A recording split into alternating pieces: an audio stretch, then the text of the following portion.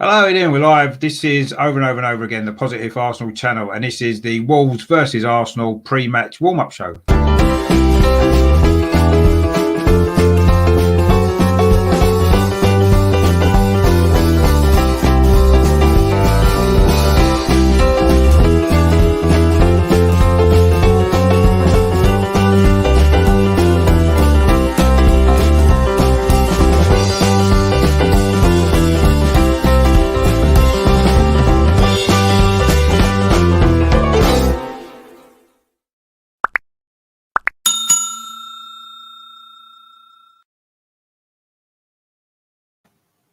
Hello, how are you doing? My name's Richard, and welcome back to over and over and over again, the Positive Arsenal channel. Tonight, we're going to look ahead to the game tomorrow evening away at Molineux against Wolves, of course, another big Premier League game. They're coming round, seems to be every other day at the moment. There seems to be a game on, which is it's good for us because it gives us something to talk about, which is always nice. Joining us tonight, I've got some great guests as well, so we can sort of look ahead to the game tomorrow. First of all, of course, he's our regular panellist on the show. He's, of course, Melvin. How you doing, mate? You all right? Yeah, fine, thanks. Good evening, everybody. Slightly different tonight. We're going to do it, but I'm looking forward to it all the same. Yeah, no, we started because obviously we went through all the other stuff when we played Wolves before, so we'll obviously not bother going through all that again, although there might be bits and pieces of it. Also, again, he's back on the show. He's had a bit of a break. It is Ben. How you doing, mate? You all right? How you doing? All right. Yeah, not too bad. Hope things are good. Great to have you back. Yeah, I know it's been a bit of a break. Well, personal reasons and stuff, really. So I don't want to go too much into that. But yeah, I'm feeling a bit better now. So change of scenery and the background. I'm in a different place at the moment. So yeah, looking forward to it. Yeah, it's good to have you back on as well. And also as well, we've got another guest, last but not least, of course, he's a Wolves fan. His name's Dan, and he's from the Wolves Fancast. How you doing, mate? You all right? Hi, everyone. How you going? Yeah, very well, very well. Good to have you on. This is an Arsenal Wolves preview, not a Liverpool match. I'm not Danny Murphy. We'll get straight to it. Not that anybody would have thought that, obviously. Yeah. I'm sure you give better analysis than Danny Murphy anyway. We'll soon see. I mean, what I wanted Tom to Cruise. Tom Cruise. Yeah, I'm not Tom Cruise. In case you're thinking, all right. Oh no, right, yeah. No, I mean it's an easy mistake to make, Melvin. We've all done it. I mean, obviously today, as we know, is the transfer deadline day. So I thought we'd start maybe looking at this really.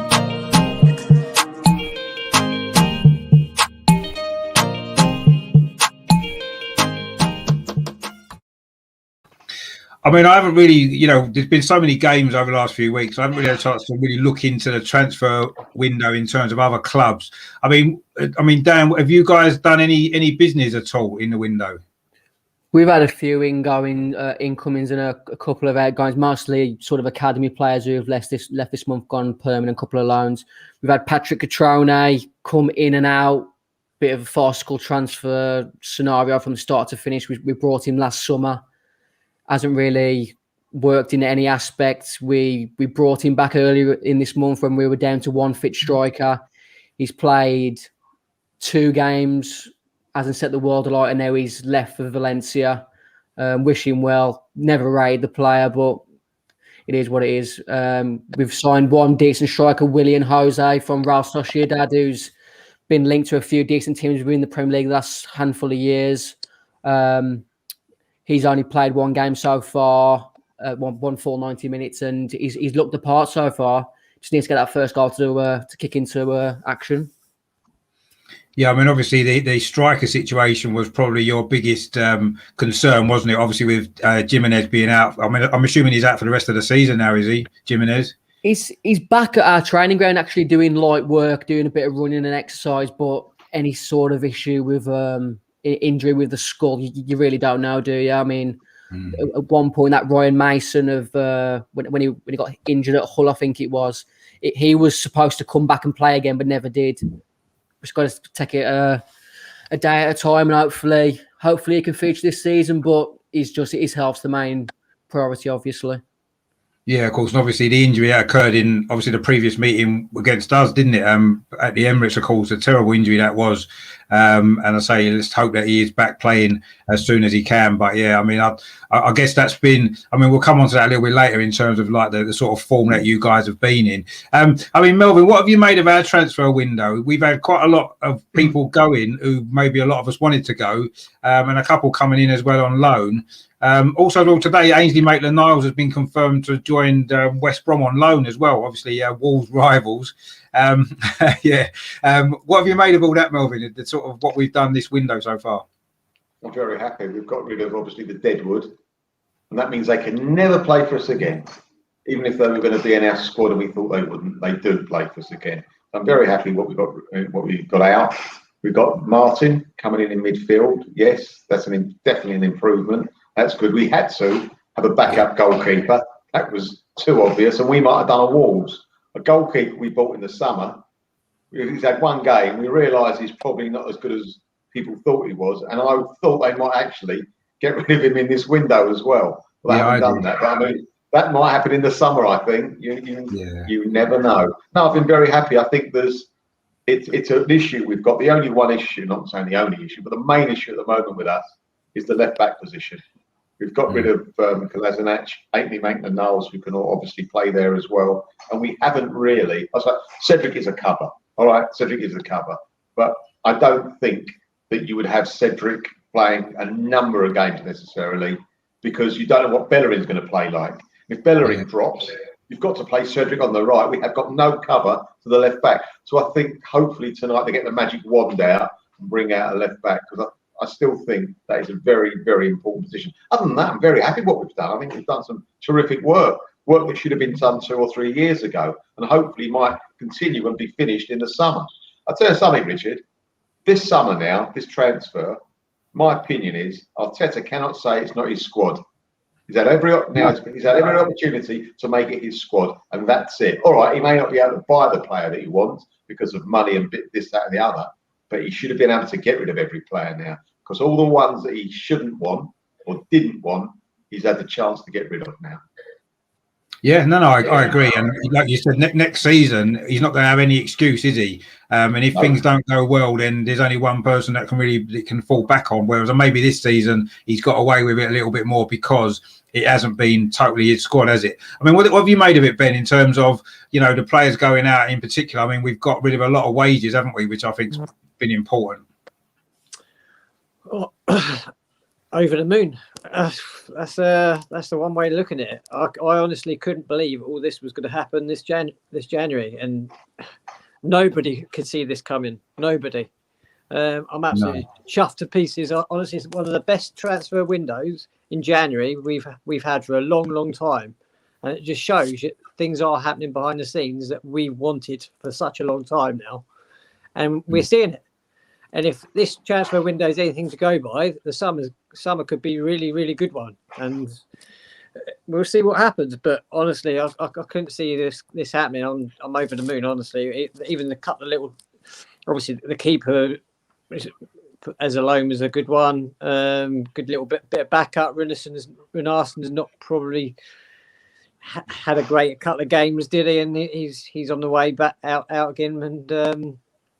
Maybe the ex-Brighton keeper is probably a good deputy for Leno if hopefully he doesn't get any injuries, and because he's playing a really big part, especially at the moment. But and obviously Martin Odegaard. That's a good little move for us. We had to have someone in there keeping Smith Rowe as a bit of company, and he can just come off the bench, and someone that hopefully can change a game, because we don't have too many of those, do we? But overall, I'm delighted with the window. Honestly, I mean, it's a hell of a lot of wages that have, we actually said, unfortunately and frustratingly, we're actually going to obviously still pay for some of these wages while they're loaned out to other clubs, which is a very disappointing thing. But we've obviously just got to get on with it. But the likes of Ozil and that, and to get him out the door so soon, and we all thought it was definitely going to be the summer, but to be 6 months earlier, then it's great. It's absolutely great. It's a breath of fresh air. It's a weight off our shoulders, and we're onwards and upwards, hopefully. I mean, I think it gives us the opportunity to start rebuilding in the summer now, doesn't it? We've got rid of a chunk of the wages. The rest of it's going to go in the summer when the contracts are up anyway. So the loans will end up going permanently somewhere else, or they'll be off our wage bill anyway for certain. So yeah, I mean, I guess that's the beauty of it from that side of it. And let's hope that we can complete the rebuilding, or certainly start it a lot more strongly in the summer, because we've needed to rebuild for quite a while now.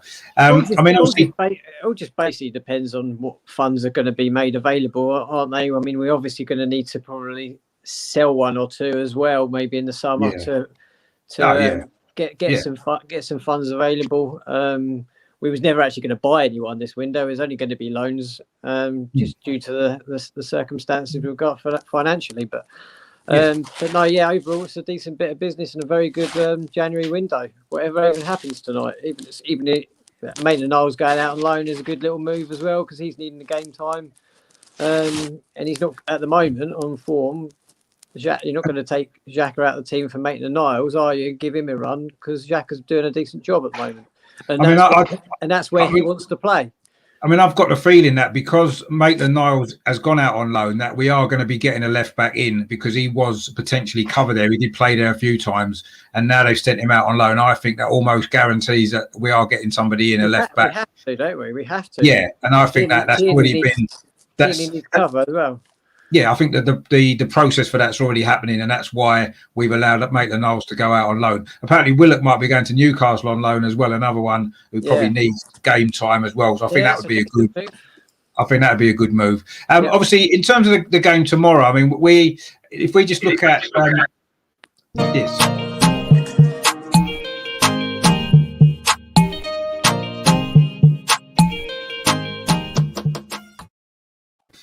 I mean, if we start with Dan, and I know since you beat us at the Emirates in November, it seems like we've both gone in opposite directions. And I guess your kind of issues have been the injury to Jimenez on that particular day, and not really replacing his goals. I mean, the young lads, Fabio Silva's done quite well, hasn't he? But he's not scored as many goals as Jimenez would have scored over that same period, has he? Do you think that's been the biggest problem? Any team in the Premier League in Europe loses the main striker, they're going to struggle.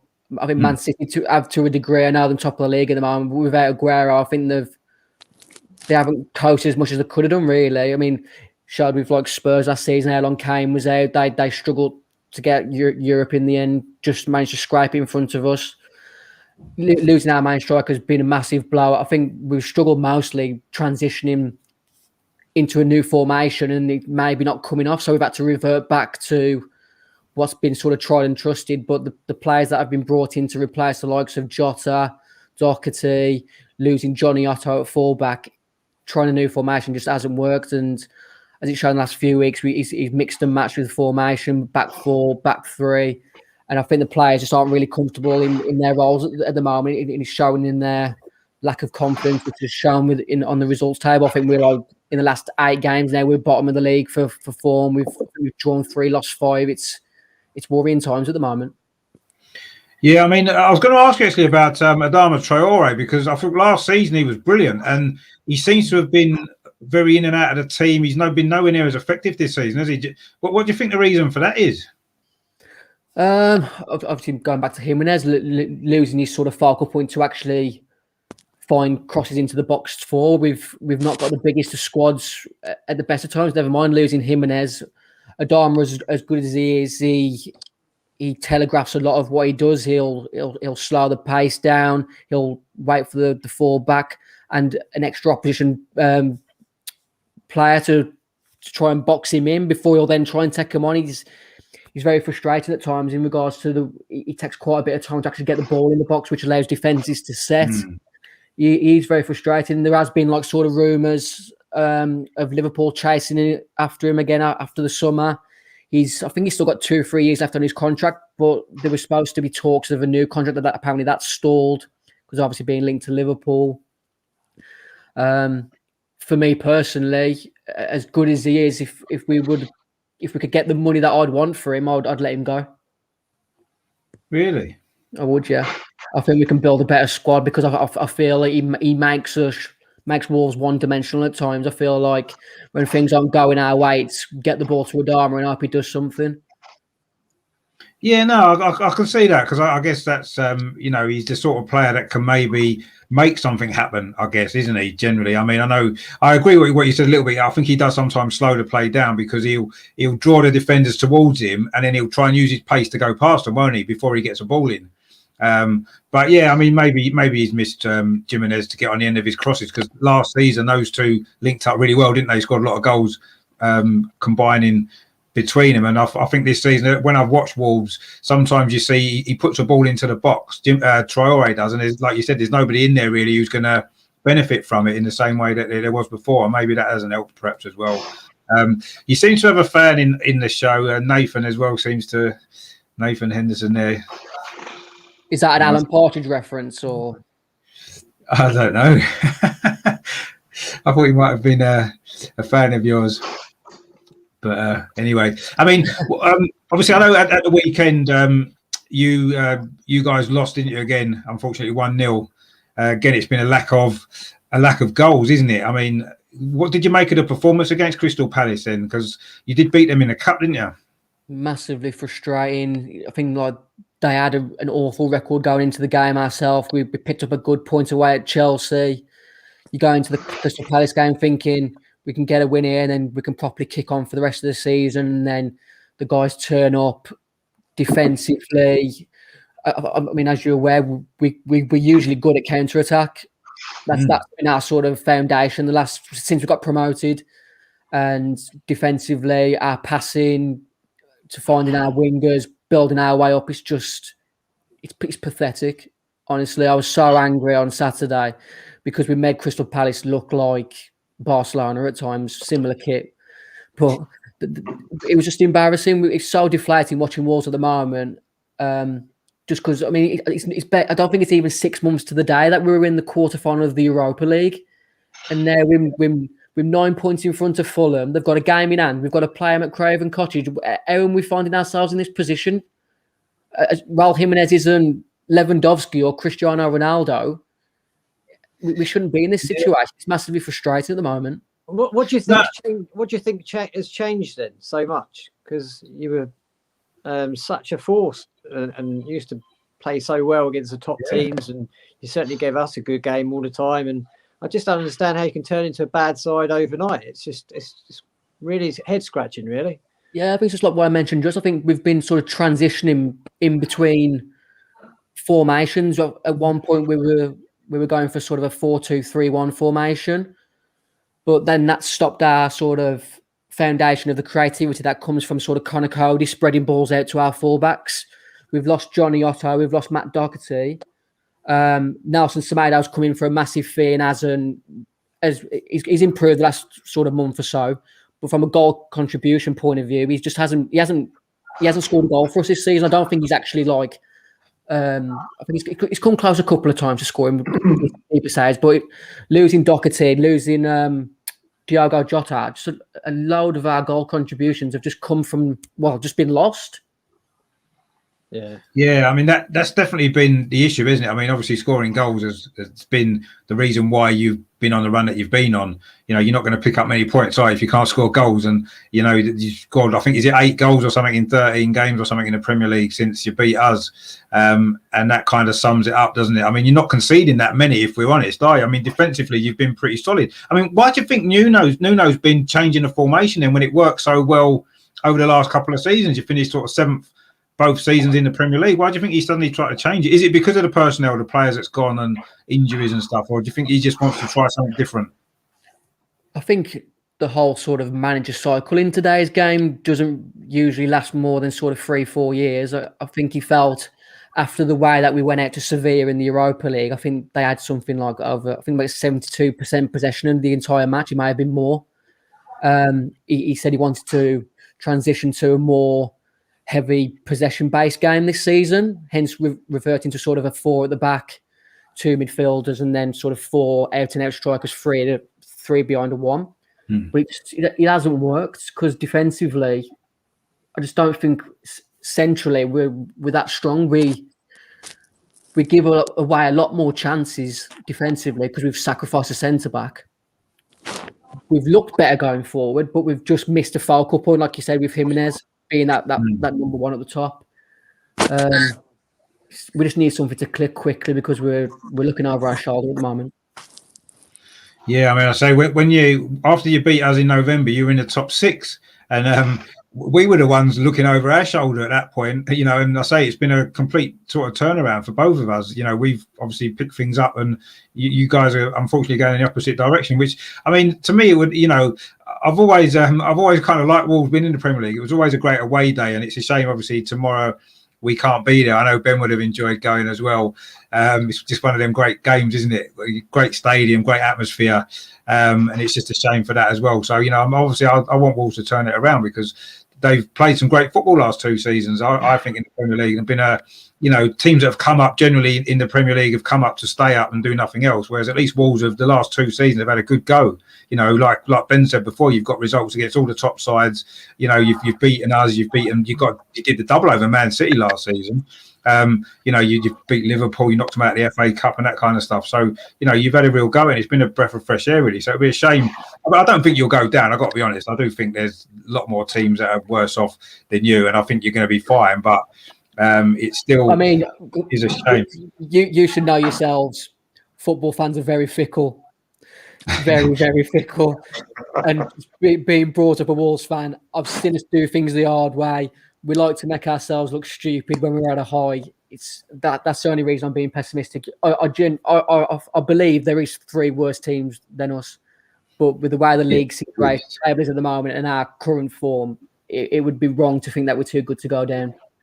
No, I agree. And I say before Christmas, when we were in a similar situation, I mean, we were all kind of feeling the same. You're looking over your shoulder thinking, the teams in the bottom 3 are suddenly getting a few results here and there, and you start to worry. I'm like you. I mean, I believe that we were too good, and there were a lot worse teams than us. And looks like that's how it's going to work out. And I'm sure you guys will be fine. I'm not really that worried that you'll get relegated or anything like that. I'm just a little bit shocked, as Ben said before, really, about how it's turned around so quickly, because, you know, you've been a really competitive side in the Premier League up till the last maybe 3 months or 2 or 3 months, haven't you? You know, since you've come back. And it's been, I say, it's good to see the promoted teams doing more than just trying to survive. And I think you've done that. And that's, I say, that has been, I've enjoyed that aspect of watching Wolves actually the last couple of years.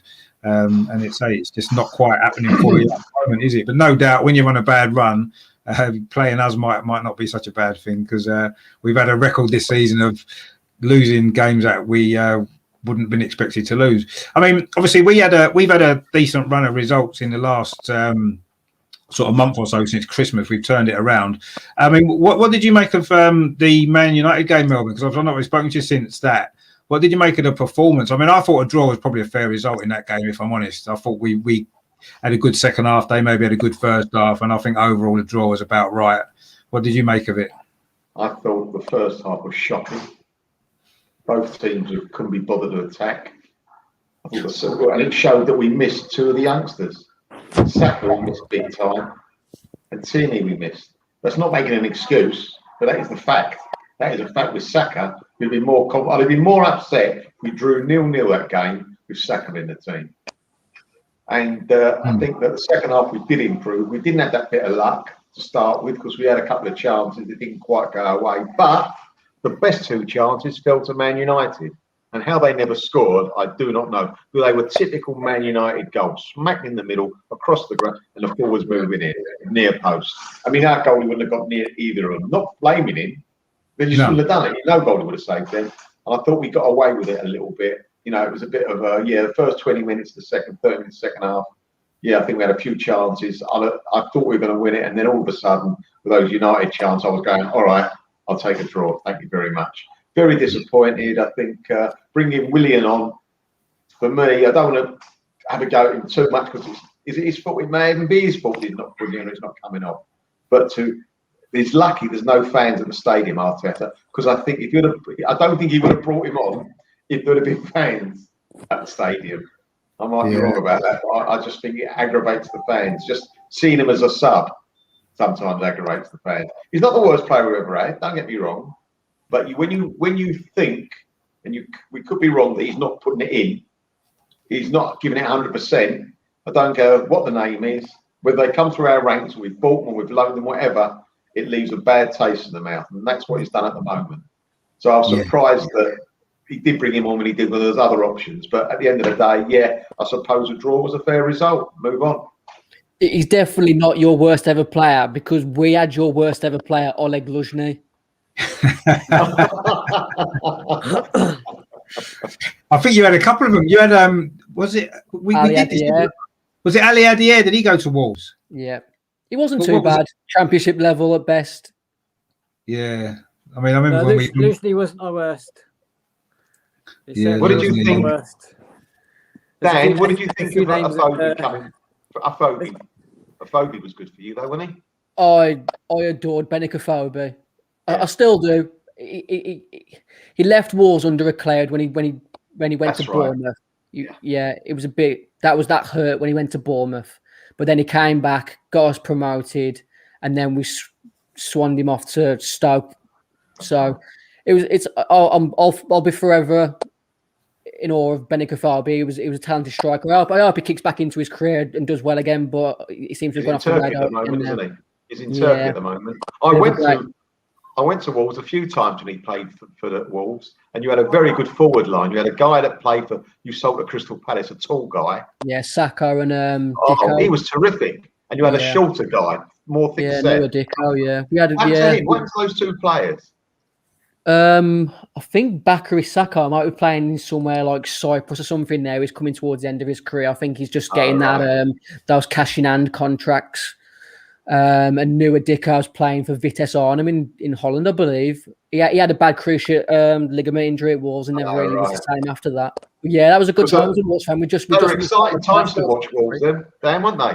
Exciting times with that forward line. Oh yeah, that front three was electric in the Championship. Yeah. I still don't know where we missed out on playoffs that season. I think we missed out on goal difference. Yeah, I really enjoyed it. No, I know you. I remember last time, Melvin, you was talking about some of the memories from days at Wolves, which was good. I mean, Ben, what did you make of Saturday's performance against Manchester United? Then I didn't think it was. I mean, I know I was frustrated that we maybe didn't, win the game and maybe didn't put them under a bit more pressure. Certainly in the first half. I mean, overall, I wasn't that dissatisfied with a draw, if I'm honest. I mean, they are a good side, and obviously they're second in the league, so. I think it was a good point in the end. I mean, or did you think it was maybe an opportunity to have beaten them?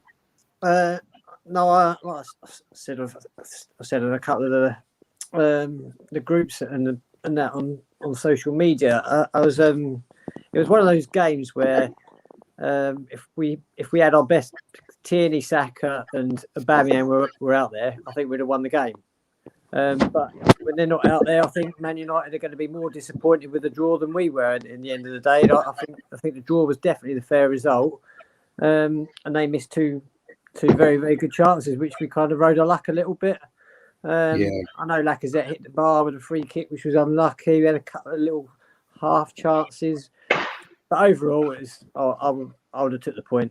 I would have took the point with the personnel that was missing. So they were key players really. I mean, we didn't have that outlet down the left with Tierney bombing on. Suarez has got a cut in. He done all right actually. Cedric Suarez. I thought he played a pretty solid game, but he's not going to go down the left flank and beat a man, is he? But we missed Saka, of course.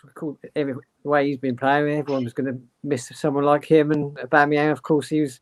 I think when we broke 2 or 3 occasions, I think Smith Rowe broke through midfield, and we didn't have that runner in behind, whereas Aubameyang could have shown his pace a bit. Where you got Lacazette, he's never going to get in behind the defence, and we missed that in that last third. We had a couple of good opportunities where we were on the counter. I remember.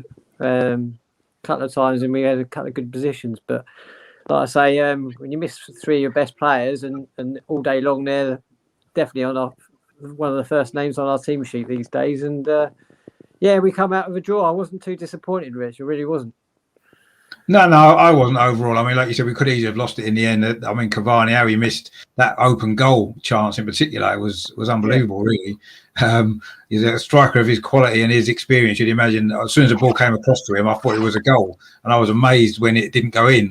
Obviously, relieved, but amazed because that's the sort of chance you'd imagine he would score. So, yeah, I think a draw was probably, I mean, I'll say I was pretty satisfied with it. And it does keep our good run going unbeaten in the league, which I think is important as well. Obviously, something that we can hopefully take on to the next few difficult games. We've had a question here. Who's our favourite Arsenal player? Melvin? I suppose it's got to be, for me, difficult because there are a few youngsters here that I do like. I suppose for sheer determination, Tierney. Tierney, okay, that's a good shout. Ben, what about you? Tierney for me. Tierney for you as well. Yeah. Have you got a favourite Arsenal player, Dan, or not? not purely just because he's in my fantasy team, but Bukayo Saka is one of my most favourite players in the league at the moment, not just Arsenal players. I think he's very exciting to watch. England have got some really good attacking players, but he's really pushing at the moment for me, if he can keep fit. Yeah, I mean, I would have picked Bukayo Saka as well as my favourite player. Just he's had a fantastic season, and obviously because he's come through our academy as well, you maybe feel a little bit more towards him for that reason as well. But I mean, he's a fantastic player, and I'm sure he'll be a shoo-in for the Euro squad as long as he doesn't get injured, because he like you said, he's probably one of the best young players in the league this season. He's been with the shout winning young player of the year as well. Another question as well: Are we Arteta in or Arteta out? I mean, we've got to be Arteta in, haven't we? Surely. 100%. I mean, even when things were going very, very rocky, I had my doubts about him. I was criticising him, but I never said get him out. There's a difference. I would never do that. But you've got to criticise someone who keeps making the same mistake and getting a bad result. So, in that respect, yes, I was very critical. And I'm still slightly critical, even though we're winning. There's certain things I'm not 100% happy about. But no, I was never Arteta out. Always been Arteta in, Rich, as you know. Yeah. But the thing is with Arteta, of course he's going to make mistakes, and it's the key is how he learns from his mistakes. And I feel like the mistakes he's made, he has rectified quite quickly. And that's going to be the key going forward. He is going to keep making mistakes. There's no two ways about it. He's still learning. He's going to be learning for a long time, and we will get blips. We're going to have blips, and it's going to be a bit of an up and down ride. But it's when he makes some mistakes and he learns from it. That's going to be the key for him. And I'll be backing him as much as until right to the end, because it's someone that you've got to give time and you've got to be a bit patient with. And if he gets supported by the board, by the owners, we could have a very exciting few years ahead of us. And it could take a while, but it could be worth it. I mean, my only concern with Arteta seems to be his lack of experience of being a manager at a top club, because he's been assistant before for under a successful manager, but being a manager on his own, and I feel as though he has made mistakes, and that's probably part of the reason. And I think he's a very, very good coach. I'm just not convinced yet by his man management. I do feel as though he's got a lot to learn on that side of it, and he's got to learn quickly, because at the end of the day, Arsenal aren't the sort of club we can't afford to tread water for the next 2 or 3 years while Arteta's learning from his mistakes. We've got to start improving quite quickly, because we've been out of the Champions League for a few years. We're probably not going to get there this year, if we're being totally honest, unless we manage to win the Europa League, which is going to be tough. So he needs to learn quickly, and I'm not convinced yet that he's going to be able to learn quickly. I don't want him to go, because I like the guy. I think he's done a decent job, but he does need to learn quickly, and he needs to improve his man management. And I do feel he's handled some of these players not in the best way, and I think we've suffered on the back of that a little bit. So I think you're still talking about a few months ago. I think with regards to that, I think he did, and also players like Guendouzi obviously was a bit questionable. But at the end of the day, what's happened in January, a lot of it would have been down to Arteta, and with regards to Ozil and that, he's been ruthless with Ozil all the way through with playing side, and he's actually got him. He's pushed along for him to be out the door quicker, I think, as well. So he's doing well, really, with what he's had and what he's had to work with, and it can only be onwards and upwards, really, for him, really. Like, it's now is a case of see what's happens this summer, and it's going to be a lot of changes. Yeah, there is going to be a lot of changes. I mean, Shane there thinks that he needs a better number two, maybe. I mean, he's named Mike Phelan and Craig Shakespeare. I'm thinking more maybe an ex-Arsenal player who could maybe understands the club as well, maybe someone he played with at the club, possibly somebody like that to come in and help him, because I think at times he has struggled a little bit and he could maybe have done with a little bit of help. I know he's got Steve Round who's experienced as his number two, but I'm not sure how that's worked. I would say I'm not. It does feel like it feels a bit isolated, doesn't it? It does feel a little bit isolated. I think it does so. Need that little, especially coming from being a coach to a manager, and it's going to be a lot of work for him. And I think he does need that stronger personnel as his number two. Yeah, exactly. I'll say someone who used to play for the club, understands Arsenal, would probably be a better option than maybe somebody from outside. I mean, Steve Round is a great coach by all accounts and a great assistant, but he doesn't understand Arsenal maybe. But go on, Melvin. I think it'd probably be a bit of a sacrifice if we do this, Richard. But I would love to see someone who's at the club at the moment. I think he could be, going forward, a manager of our team, and that's Mertesacker. I think he's got it all. I really got a lot of time for that guy. Yeah. You know, he's no pushover. He understands the club. He's very experienced at the top level. He knows how to talk. I've been to a couple of talks where he's actually given talks about the club. I was very, very impressed. And I think that he's the type of guy you don't mess with. He could be the bad guy to the good cop, if you like, because that's what I think we need. Just one other thing about Arteta, and I do like him, so I'm sorry to say this. I think where he falls down, I think for a manager in the Premiership, he's too honest. He has a go at our players to the press. And I don't like that. I think keep that in-house. He gives too many clues away that he's had a row with X, Y, and Z. I don't want to hear that. You've got to protect your players outwardly. Inwardly, you do what you want. I mean, that's what I was meaning about man management as well. That's all part of it, isn't it? You know, getting those situations, dealing with them better than he has done.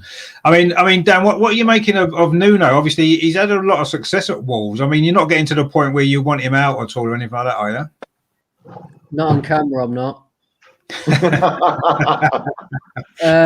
It's as I said, it's really frustrating at the moment. He's built up so much grace, but it's quickly dissolving with just the manner of our defeats recently. Losing at home to West Brom, massive defeat that is, just for the morale and for sort of the last 30 minutes of that game where we're chasing to get a result, sat on the bench, now sort of enthusiasm trying to drive us on. It's not good to see. I think it would have been really toxic if fans was in the ground that day, and that might have been the thing that pushed our Wolves fans. We've always been fickle, like I mentioned earlier. We expect a certain level of, I'm not going to say success. We're not a massive club in the tiers of English football. We've been there and we've done it. We've won every single league in the UK. In the English league now, fourth, third, second, first. We've won it all, but it's just frustrating how you can go from a quarterfinal of a Europa to being where we are now. And I think a lot of it stemmed from when you guys beat us at Molineux last season. We were pushing for top four. That game. That was one of our best performances. Yeah. The performances have just been very frustrating. It's just like we've lost our mojo to a degree. I think not having fans in the ground has had a massive impact on Wolves, especially at Molineux. I was just about to say that to you. I think that's played a huge part. That your fans up there are really, really loud and passionate, and I think a lot of your results probably would have happened if the fans had been in. I think you're one of those clubs. There's many clubs in the league that have been suffering badly without the home support, and Wolves are definitely one of them. Yeah, but that's sort of maybe gone in your advantage to a degree, though, hasn't it? That certain games You haven't had fans into, that tiresome groan when Shaka gets booked again, or that those sort of moments where you just don't need that groan from the stands. Willian comes on, like you mentioned, Justin, the fans groan. It's probably worked in Arteta's favour to a degree, whereas not having fans in at Molineux massively worked against, especially after when the first lockdown happened, because as I said, we were pushing top 4 until then. Not having more fans in the stadium for the knockout stages of the Europa, that went against us. But professional footballers on big wages, you've got to be performing better. You've got to provide a certain level of entertainment if you're not going to get results. And at the moment, we're not doing it. I mean, I got the feeling with Nuno from watching some of his interviews and stuff. I know the results aren't great and it has an effect on the manager, but I was starting to feel that maybe he was thinking he'd maybe took the club as far as he can. Do you think that might be the case, or do you think he's got more that he can still do at Wolves? Maybe the sort of talks have been being posed. I mean, I think he was being linked to you guys at one point. Last season. Last year, I would have took him without a shadow of a doubt. Yeah, I think this sort of Arsenal's maybe the only sort of club they could have went to who was being linked to that he'd probably have the say that he needs in order to put his stamp on a club. But yeah, I don't want to say he's took us as far as he can, but to a degree, I think maybe he has. I think he's very good at setting a team up to get a result, as shown, like when you mentioned the 2 wins over Man City. We are very good at soaking up pressure and hitting teams on the counter-attack. But across a 38-game season where you need to break teams who put 5 players, 10 players behind the ball, and you're struggling to break it down because you only know how to set up one way, maybe he has took us as far as he can. I mean, realistically, though, I mean, two seasons finishing 7th, obviously qualifying for the Europa League as well, and like you said, getting to the quarterfinals. I mean, for you guys, with the years of struggle that you've had previously, I mean, that must feel like a real big success. And how much more can Wolves achieve? I mean, I know you've got an owner with quite a lot of money, which I know at the moment maybe it can't really be utilised as much. But I mean, what do you feel as a Wolves fan that where the club could actually go potentially, not necessarily with Nuno or not, but just as a club? I mean, do you feel the last 2 seasons are about the limits of what your ambitions are, or do you think you can get in the top 4, get in the Champions League, and maybe win a trophy or 2? Our sort of new owners who've come in sort of like the last 5 years have been talking a good game to a degree. But I think it's shown in the summer this year, we spent like £35 million on Fabio Silva, just under £30 million on Semedo. So it looks like they're investing, but I think our net spend something like £2 or £7 million, which to me, if you're talking this game that you want to be a team that's fighting for Europe every season, you've got to dip your hand in your pocket a bit more. Let me put the question to you. Rui Patricio, João Moutinho, Willy Bolly, Ruben Neves, Diogo Jota. Was 7th place really an overachievement for Wolves? Well, I don't think it was. I wouldn't necessarily say it was an overachievement. No, I think that over the last 2 seasons, I think you've been in that group challenging for the top 6 to top 4, haven't you? That's where you've been, and I feel you've probably done. I wouldn't say you've overachieved or underachieved. You've probably done roughly where with the group of players that you've got. The squad. Don't forget, it's about squad depth as well, isn't it? You've got some very outstanding individual players, but maybe the squad depth hasn't necessarily been as strong as some of the other teams that you'll be challenging for in the top 6 and the top 4. And I think that maybe so you've probably finished as good as could have been expected, perhaps, from looking at it from the outside. I mean, maybe your expectations might be more. You see these players week in, week out. We see them maybe on the telly a few times, and obviously when you play against us and stuff. But for me, I thought finishing 7th the last 2 seasons was a decent finish for you with what you had.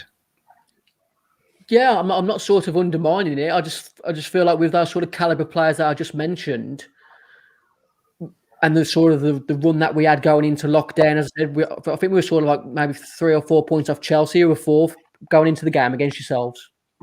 So to end up finishing 8th, 7th or 8th, whatever it was, on losing out on goal difference to Tottenham, who, as I said, was missing Harry Kane for the majority of the season.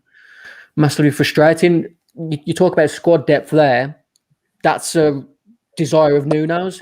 He says he wants a strong 18 with players that come from the academy to help out when needed. And like in today's game, you've got to have more than that. You can't rely on just. I mean, showing that season, we had like I think our starting 11 was picked more than double figures, which shows how sort of he's got his loyal players who he relies on. But you look at all these top managers, Guardiola, Klopp, they've got a massive squad of quality players that. So it's all about man management, like you said. You've got to make the most. You've got to keep players up for it and wanting to get into that squad when they're not in the 18. So when his desire is he wants 18 players and academy players, he's got to evolve and himself for me. Yeah, that's not enough. You're right. In this day and age, you need to have a bigger squad than that. You can't just rely on that few number of players, because you have 2 or 3 injuries and then you're down to the bones, aren't you? I mean, we've maybe had a little bit of that. I don't think our squad depth has been, the quality's not been there. We've got the numbers. In fact, we had too many. We had to leave players out of the squad. When the squad was announced at the start of the season, we had to leave some out. But it's the quality in depth that we've been lacking. We've got rid of a load of players in this window, and it's freed up some space in the squad. But we do need to replace them with better quality. Otherwise, you don't improve there. I mean, you finished above us last season. In the end, I know it was. I think there was a couple of points in it. And the season before, you finished just below us. So we've had two similar kind of seasons, I think, in the league. And this season was looking to be kind of similar at one point, and now we've kind of swapped roles a little bit. But yeah, I mean, what do you guys think? What do you think, Melvin, about Wolves? And did you feel that they've over or underachieved in the last couple of years? Well, I think they've overachieved, because I remember seeing them. Was it last season or the season before? Twice we played them. Twice we drew at home. I'm talking about, and twice we were lucky to draw at home. They were outstanding. Yeah. But I think the first season they came up, they tore us apart. We couldn't control them, and we just about got a draw. The season after that, they played a very good game of keeping it tight and breaking. But they broke. What I was very impressed with, when Wolves broke, they broke as a team, not just 2 and 3 players. They broke in force. I was very impressed, and I'm shocked they haven't actually moved forward again, because the manager seems to know what he's doing. They're not short of money. Is it because he's only choosing Dan from a very small pool, Portugal, if you like? He's not widening his net. Do you think that might be a reason?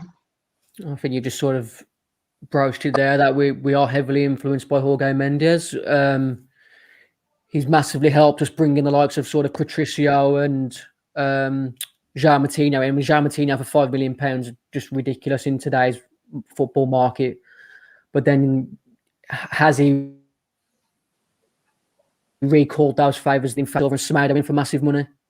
I don't know. It's frustrating. I mean, you've all played football games in the past. You go into the transfer search of the module, and you do all these criteria searches, but ours just seems to be Portugal search. Yeah.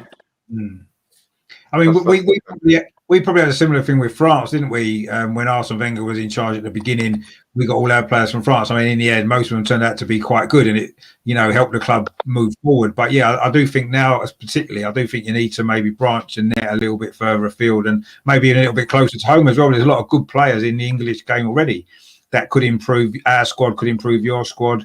And I suppose sometimes agents are tied in with people at the club, aren't they? We had a similar problem. There was one particular agent who was basically tied in with one of our kind of guys who was dealing with the transfers, and unless the player was connected to that agent, we generally wasn't going to sign them. So, and that's not how you can run a successful club. You've got to be able to get the best players that's going to improve what you need at the best price that you can. And unfortunately, we haven't been in that situation ourselves. And it seems like, maybe you've got similar issues as well. I mean, do you feel that you can really, become an established Premier League side? Because you've not really managed to do that up until now, have you? You've been up and down a little bit. You've been in the Premier League for a year or 2 or 3 seasons, and then dropped down again and spent a few seasons out and come back. Do you think you can now? Is this now the time for Wolves to start establishing themselves as a a regular Premier League team in a way that maybe someone like, say, Southampton has done, or clubs like that, that have regularly managed to stay in the Premier League? Ask me at the end of the season. I can't come on here and say I'm panicking over Fulham being 9 points behind, then talking about being an established team the next moment. I'm on a tightrope of emotions at the moment where it comes to Wolves. I don't feel we should even be in the bottom half this season. It's all, let's just try and keep up this season and then go again in the summer, whether it's with a fresh pair of hands at the helm, or our owners need to show a bit more ambition again. If they're going to talk about being a team that gets into Europe, they need to invest heavily in the summer. That's my only hope, is because I mentioned earlier about our net spend not being that large this season. I'm hoping that they've got some sort of summer recruitment plan where they're going to go big. Yeah, I mean, I think a lot of clubs actually are in a similar situation at the moment, aren't they? Where I think maybe because of the financial situation in the world over the last year or so, I feel maybe that there's a few clubs now that do need some investment to really push on and reach the potential that's there, I guess. I mean, you've got, like you said, you've got rich owners who have got a lot of money. Are they prepared to invest in the club? We're the same. We've got an owner who's a rich guy, one of the richest people in the world, but he doesn't seem to have been prepared to really invest in the club in the way that we would hope that he would. Say, not in the same way that maybe Abramovich has done at Chelsea and the guy at Man City. They've just invested whatever's needed to make the team competitive and be at the top level. And unfortunately, our owner hasn't been prepared to do that, really. And it seems like your owners maybe not either. But I mean, we'll see what happens. I think it's going to be a big summer anyway in football because of the whole financial situation. And, we're hopefully in a better position financially this summer than we have been previously. And, like you say, if your owners are going to show the ambition and bring in the players that you need, then there's no reason why you can't maybe turn this. At the end of it, I think when clubs come into the Premier League that's maybe not established Premier League clubs, I think sometimes, you tend to can have a good start. I mean, look at Sheffield United, a great season last year, and it's all kind of caught up with them. And, that's the season that if you can survive, like if Sheffield United managed to survive this season, I can see them pushing on and establishing themselves for the next 10 years in the Premier League. It's just getting through that, when you get those issues, which is inevitable when a team comes up, eventually they're going to run into some issues, aren't they? It's just making sure that, like you said, you stay in the league and then you can maybe regroup and go again. And maybe Sheffield United might find the same thing if they can stay up, which would be a miracle if they did. But, and the same with clubs like Fulham, West Brom. I know you'd probably hope West Brom go down, but they're a similar club in the sense of in the Premier League a year or two, go down, come back for a year or two. They can't quite manage to establish themselves in the Premier League, can they? Fulham's another one. I know they had a long spell before, but they seem them sort of clubs now, don't they? There seems to be quite a few that, find it difficult to, and even eventually got a club like Bournemouth, who was in the Premier League for quite a long time. Even for them, it ran out in the end, didn't it? And they've gone back down again, So I don't know. It's difficult, isn't it? Because it's tough in the Premier League, isn't it? I think for anyone, especially clubs that have come up from the Championship. Well, it's a big test for Nuno, isn't it? Because he's basically with Wolves in the last few years, they've all just literally had ups and ups and ups, and they come up from the Championship. Everyone's on a high. He's got the full backing of the fans. Now's a bit of a dodgy time for him. It's a good test for him to see how he reacts to it now. And like you say, with regards to transfers, he has got to go to the wider scale with who he brings in, because he can't just stick to the Portuguese all the time, and he needs to vary it and then find different solutions now, I think. I mean, obviously, Portugal are obviously one of the favourites for the next Euro, so obviously it's not a bad market to sort of fish in, but you've got to expand your net. Yeah. I know exactly. I mean, you can't really grumble. I say when we were buying all our players from France, that was a time when France were winning the World Cup and stuff like that. So it was a good market at the time. But like you said, you do need to expand and look elsewhere. I personally think there's a lot of good players in the English league already, Championship and in the Premier League, that could do a job, certainly for us from our point of view. And I don't know why we aren't maybe looking at that a little bit more. Yes, we've got that lone goalkeeper in from Brighton, which is a step in the right direction. But we seem to get all our players from abroad, and whether that's agents or what, I'm not really sure. Mark sort of touched on what we were talking about before about Jimenez, which he spelt wrong actually. But anyway, we understand who you mean. But yeah, obviously, like you said before, Dan, about any team missing their main striker is going to struggle. I don't think there's any doubt about that. We've struggled having our top goal scorer in our team because he's not been scoring goals, and it's the same kind of situation, isn't it? You need your goal scorers to score your goals, because that's what in tight games, and a lot of games in the Premier League are tight, aren't they? And I guess that is something that everybody needs. And unfortunately, you've lost yours to injury, and I mean, we've currently lost ours as well to other little issues, but he's not had a great season for us at the minute. So if looking at the game tomorrow, then why don't we have a look at this?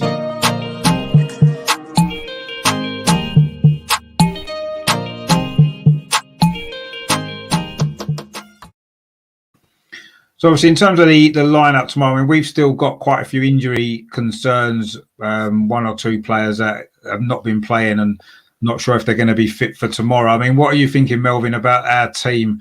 Do you think any of the players that's been missing are going to be back? I'm not sure they will, No, I don't either. I think the goalie picks himself.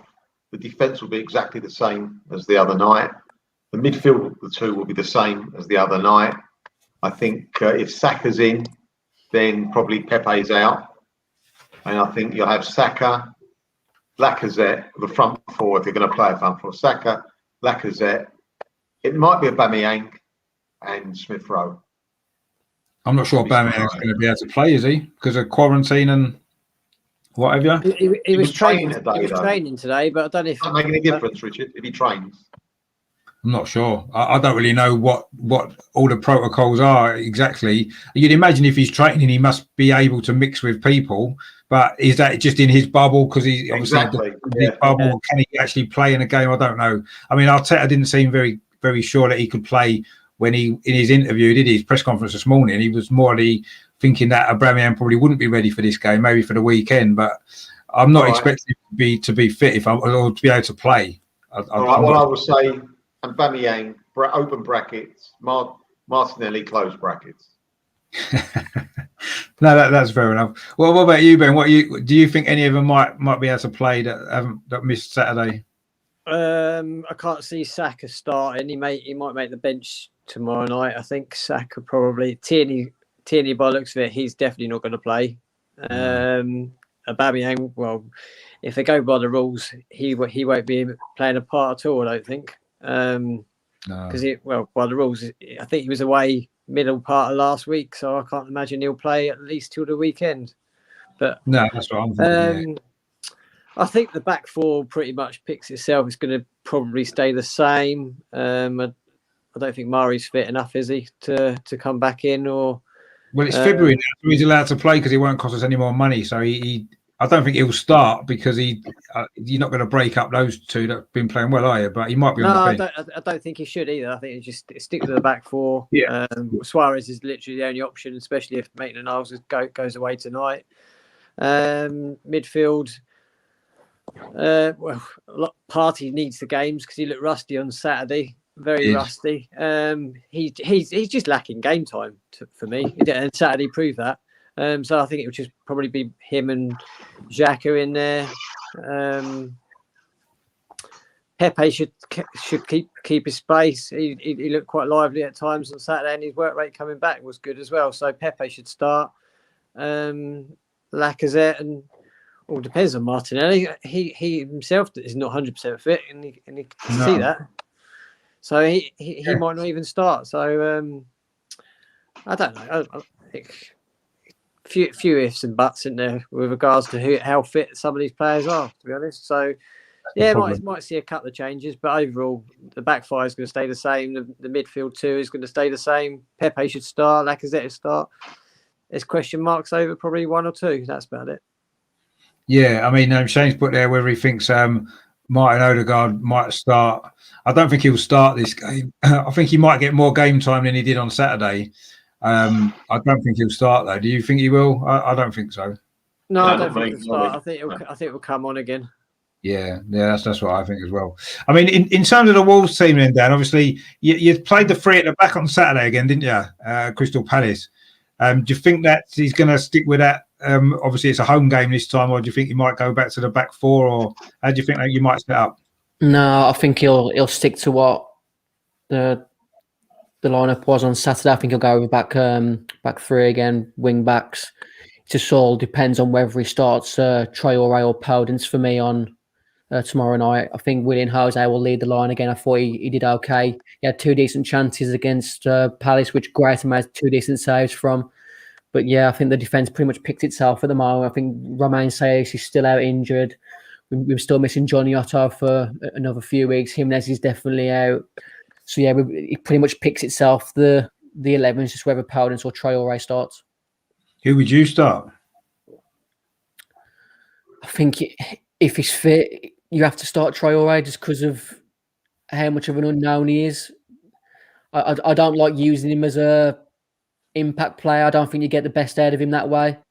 I really like Daniel Podence. I really like what he brings to our team. He's innovative, his ingenuity that he brings just to our team. We can make chances out of nothing.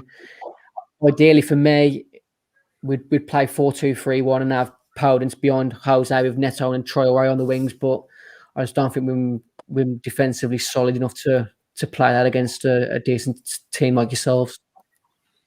Dan, yeah, I mean, do you think Traore needs to start for just a piece of like confidence from the management to say you're the man, you can do this? Because really, last season he was like world class, wasn't he? He was unbelievable last season and the season before. In all fairness, bringing someone on a sub must, unless they're a youngster and they know they're not going to get in the team to start with, but a very, very good player like him, if you're going to keep putting him on the bench and bringing him on a sub, he's going to think they don't like me here. You know, he may not think that in his front of his brain, but the back of his brain. And I think that's all to do with him, with confidence sometimes. He's definitely a confidence player, definitely. It's like what I mentioned earlier. Is his heart in it at the moment? He's been sort of linked to Liverpool since the summer. They ended up going down the Jota route instead. Talks on his new contract have stalled. Is that the reason why he isn't starting every week? Because Nuno thinks he isn't committed to the project as much as he should be? It's a question to ask. For me, he has to start. We've got a focal point now from with Willian Jose. So if he can get past it, who's likely to play left back? Are you talking like Suarez? So it's Suarez. Yeah, have a go, isn't he? Suarez ain't really. Well, he's only a little bit faster than you three, isn't he? Yeah, that would be my concern. If you know, obviously Kieran Tierney is going to be out. I think Kieran Tierney and Traore would have been a good battle actually, but they had a good battle last season this fixture. But yeah, that would worry me. Traore coming up against Cedric Suarez, I think that could be a problem for us actually. But I mean, I think if Suarez was on the other side at right back, I think it would be so bad. But it's obviously he's playing out of position at left back. So it will give Traore definitely a chance. Not just the speed of him, Traore, but the size of him against Cedric. Because Cedric, I didn't realise how small he was till he joined us. I mean, he's twice the size of Cedric, isn't he? He's twice the size of everyone, isn't he? No, we can't have that. They shouldn't be allowed. We got a decision before the game on that, I'm afraid. Won't allow it. You need a regeneration Gal Clichy, I think. Well, we definitely need another left back. I mean, I suppose if we sign somebody tonight on loan, they won't be able to play tomorrow anyway, will they? I wouldn't have thought they won't be registered in time, which would be a shame. But yeah, I mean, that to me is, I mean, if I was Nuno, I would definitely put Traore up against Cedric Suarez because you'd imagine he's going to have joy there, wouldn't you? So that would be what I would do. But I don't know. We'll see. I mean, I think that. I think Wolves would. I mean, actually, why don't we come on to this actually before we go to.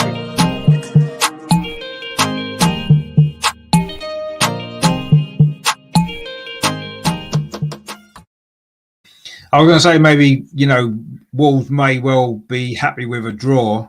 But I mean, I don't know. I think you need wins as well. I mean, what's your sort of prediction for the score then? Would you sort of take a draw, or you're going to try and win this game, bearing in mind the run you've been on?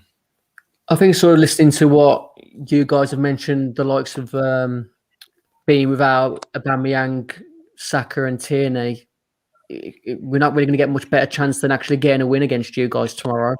But as I said, our sort of confidence is that low at the moment. I think it'll be a score draw.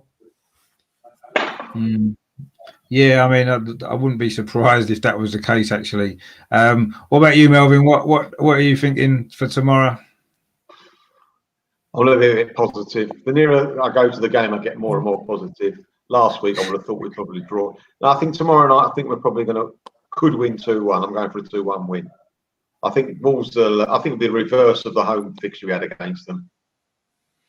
Similar game to that. I mean, reverse. I mean, overall, we've actually, I know we did lose this fixture a couple of years ago, but we've had a decent record at Molineux actually over the years. We've won a lot of games, so it's been quite a decent ground for us. I mean, what are you thinking, Ben, then tomorrow? Are you confident that we can get a good result, or do you think that maybe Wolves might turn their fortunes around? I think we'll get at least a draw. I think 1-1 is a good shout, but I think 1-1 or we might nick it 2-1. I'll go with that. Yeah, I mean, to be honest with you, I think our away form actually has probably been slightly better than our home form. I think that's been the case for a lot of teams this season, actually, with no fans in the stadiums and stuff like that. Whereas away from home, we seem to be set up better for the away games on the counter attack, and we score more goals away from home. So I'm actually, I probably don't necessarily want to be, but I'm actually quite confident about tomorrow, partly because of the run that Wolves have been on. They're not scoring goals. We're not conceding goals, are we? So it'll probably end up 0-0. But I think we should nick it just on the current form and the fact that we have generally got a decent record away at Wolves. So I'm going to say Arsenal are going to win. I'll go 2-0 just because mind you, I said that if Traore comes up against Cedric, maybe Wolves might score. So maybe the 2-1 might be more realistic. But yeah, I mean, I'm feeling quite confident. Just I say because of the poor run that Wolves are on, but like any run, they all come to an end. I mean, Newcastle finished their poor run, won away at Everton. So all these runs end, don't they? Our poor run ended. We beat Chelsea when no one expected us to. So I'm certainly not going to take the game lightly. It's going to be a tough game because Wolves have got good players, as you said. You're a good side, and on your day you can beat anybody. It's just unfortunately it hasn't been working for you at the moment. But let's hope, for our point of view, that continues at least one more game, and that we can get the result tomorrow, and then you guys can pick up some results after that. For the rest of the season. Because I say I wouldn't want to see you getting relegated or getting even sucked into that. I don't think you will, but you need a win from somewhere. You need a win. Hopefully not tomorrow. So 8 games without a win now. Hopefully it's got to come to an end at some point, but it's worrying times. But I'm naturally Wolves fans who think we're going to win tomorrow because it would be typical Wolves to win tomorrow after being 8 games without a win. But yeah. It should be a decent game for the neutral to watch because I think both teams do try and play a certain level of football where it's quite nice to watch passing wise, trying to create chances. We ain't two teams that just rely on set pieces, so it should be decent to watch. Just hopefully Wolves can get the better end because we need the points more than you at the moment. Well, I mean, I don't know. I think we need him as well. We're trying to turn our fortunes around and try and get back into a European position, I guess. And every win's important for us. Every point's important. So, I mean, I've got to be honest. Any away game in the Premier League, you've reasonably got to be happy with a point. I think win your games at home, pick up points away from home, and you're probably not going to go too far wrong. So, if it was a draw, it wouldn't be the end of the world. I just feel because we drew on Saturday that it's maybe we do need a really positive result tomorrow. But then, like you said, you guys haven't won for 8 games, so you desperately need a result as well. So, I mean, I think it is going to be a tight game. I don't think there's going to be a lot in it. But like you said, I do think it might be a good game of football because every time that we've played you since you've come up, it's been a good game to watch. There's been a couple of draws along the way. You've won one, we've won one. I think it's been a bit like that. So it's been quite even. So we'll see. And form sometimes goes out the window. It's just on the day, isn't it? Who performs well and who doesn't. And hopefully we can continue our good run and get a result. And I'll say you guys can turn things around on Saturday. And who are you playing at the weekend? I think we've got Southampton. Is it FA Cup weekend? Oh, I'm not sure. That's not fair. That's not fair. We've been knocked out, so I'm not bothered anymore. Yeah. I'm buying this round for myself, lads. You get yourselves off home. I mean, it's funny the way it works out actually because we drew against Newcastle in the FA Cup just before we played them in the league. We played Southampton in the FA Cup just before we played them in the league, and had we won that, we would have played you guys in the cup straight after playing him in the league as well. It's just the way that the draw went, because we happened to mess that up by losing, which was a bit unfortunate. I mean, how do you feel you might get on in the FA Cup? I mean, it'd be a good opportunity, wouldn't it, to salvage something from what's been a reasonably poor season for you so far, wouldn't it? Getting a decent cup run. I mean, you've done well so far. I mean, it's classic Wolves. I've just said we were in a relegation battle, but we'll probably win the FA Cup. It's typical Wolves.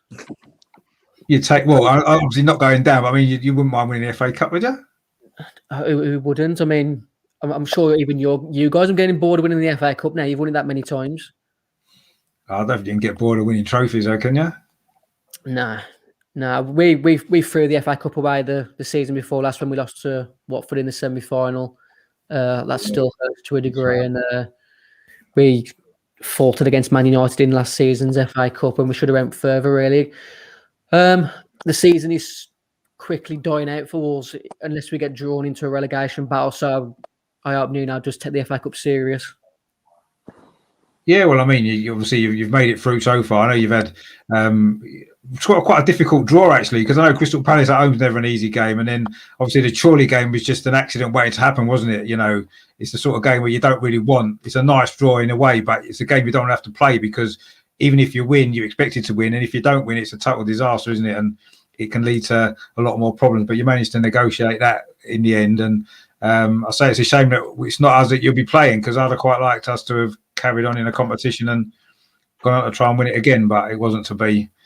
We just have to concentrate on trying to get in Europe via the league, probably, because I'm not confident about the Europa League, if I'm honest, about us winning that. I just don't know if our squad's quite strong enough. Anyway, I mean, we'll wrap it up now. I mean, so thanks a lot for coming on, Dan. I mean, obviously give your channel a plug as well, because you do some good stuff there, don't you? Yeah, we've been going 13 years now as a podcast. We've just ventured over to YouTube, so we'll be doing sort of similar shows to this in the near future, I hope. At Wolves Fancast on Instagram, at WWFC Fancast on Twitter. We're pretty much here, there, and everywhere now on social media. Give us a follow if you just standard football, but predominantly Wolves stuff. We'd like to think we're quite humorous with our content, especially our sarcastic humour when things are going against us. So check us out if you can, and take care, everyone. Yeah, no, we definitely will. I say, obviously, go along and subscribe to that channel as well, and check out their content. Great stuff. And it's been great to have you on. It's always nice to get the perspective of other clubs as well. It's nice to get that sometimes, because, you know, we get wrapped up in our own club. Sometimes it's difficult to understand that there are other clubs out there having similar problems or whatever it is. So it's good to get your perspective as well. Obviously, good luck for you guys for the rest of the season after tomorrow, of course, because that's the way it's going to work. I'll say I'm sure we'll be playing you guys again next season anyway at some stage. So look forward. Good luck, Dan. Good luck. Yeah, I'll be back in the stadium soon, because, like you mentioned, I never got a chance to sort of reiterate. I like going to Arsenal too. I've got friends who live in Finsbury, so I tend to have a bit of a house party the night before the fixture, which tends to end up quite hungover at the game. So I'm looking forward to that again if we can make that happen. Yeah, I mean, I'm sure, you know, I'm thinking this season's probably not going to happen at all, is it? But maybe next season we might get something back to some sort of normality when it comes to going to football. It'd be nice. You know, maybe when we play you guys next season, we can meet up or something as well, and have a bit of a party in the street as well. That'd be nice, wouldn't it? Yeah. Nice one, lads.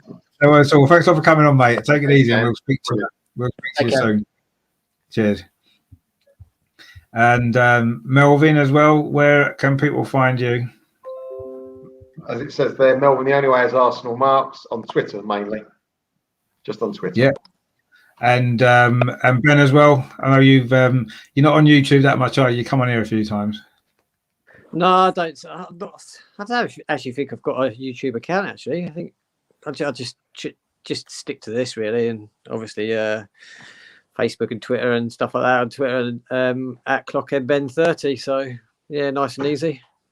Yeah, well, so it's been great having you guys on. Obviously, good discussion about the game tomorrow. So we're all fairly confident about the result, and let's hope that we can put in a good performance again, maybe like we did against Southampton in the league game, because we played well last week, didn't we? Let's hope we can do that again and come away with another 3 points, which would be good. Move us above Tottenham as well, which is always nice.